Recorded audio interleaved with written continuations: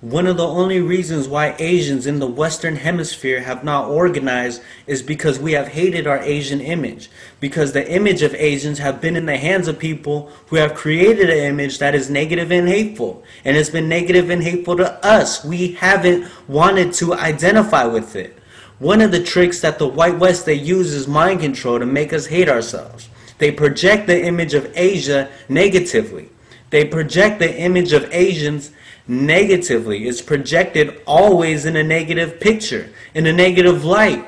Weak, wimpy, gay, shy, incoherent, homosexual, quiet, passive, inconfident. And regularly it was being repeated so negatively that naturally it became negative to you and me. And you and I began to hate it. We didn't want anything to do with Asia, or Asians, or much less have somebody call us Asian. And in hating Asia and in hating the Asian, we ended up hating ourselves and not even realize it, because you can't hate the sky and not hate the stars. You can't hate your origin and not hate yourself. You can't hate Asia and not hate yourself. You can't hate Asians and not end up hating yourself. So the West very carefully and skillfully, without us knowing, use tricks to make us hate our Asian identity and our Asian characteristics. And some of us have hated our characteristics. Some of us hated the design of our eyes. We hated the clean smoothness of our skin. We wanted to look like a caveman and have hair all over our face. We hated the brown in our eyes and the black in our hair. We hated the blood of Asia that was in our veins. And in hating our eyes and our features and our blood, we had to end up hating ourselves. And we hated ourselves. Our eyes became to us like a burden that was pushing us down, weighing us down. Our eyes became to us like a jail that would follow us and trap us, keep us confined, not let us go this way or that way. And we felt that this burden and this jail that would trap us and imprison us was based only on our eyes and the design of our eyes. And the psychological reaction of that would have to be that as long as we felt overburdened and pushed down or imprisoned by our eyes and our features and our blood, then our eyes and our blood and our features automatically had to become hateful to us. And it became hateful to us. It would make us feel inferior. It would make us feel inadequate. It would make us feel miserable and helpless. And when we fell victim to this feeling of inadequacy, our inferiority, our misery and helplessness, we turned to somebody else to show us the way.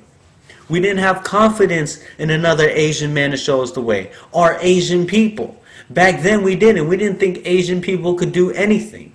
For our food, shelter, clothing, entertainment, television, and education, we turned to somebody else. We never thought in terms of bringing these things into existence for ourselves. We never thought in terms of doing things for ourselves because we felt miserable and helpless. And what made us feel miserable and helpless was our hatred towards Asians that ended up being the hatred towards ourselves. So the whites in the West, very subtly, without us knowing, taught us to hate our Asian identity and our Asian characteristics, and taught us to hate our own kind to the point in which we don't even want to be around each other.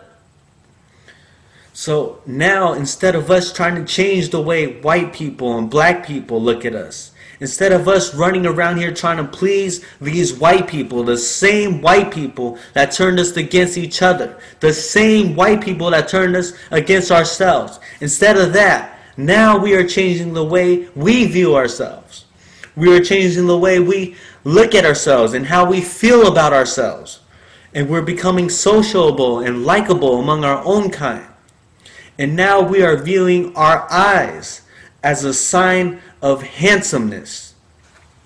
And now that Asians are becoming independent and in a position to create our own image, and it's a positive image. Those of us in the West look at this Asian image and we see how positive it is. We begin to identify with it. We become proud of our Asian heritage and our Asian blood and our Asian futures.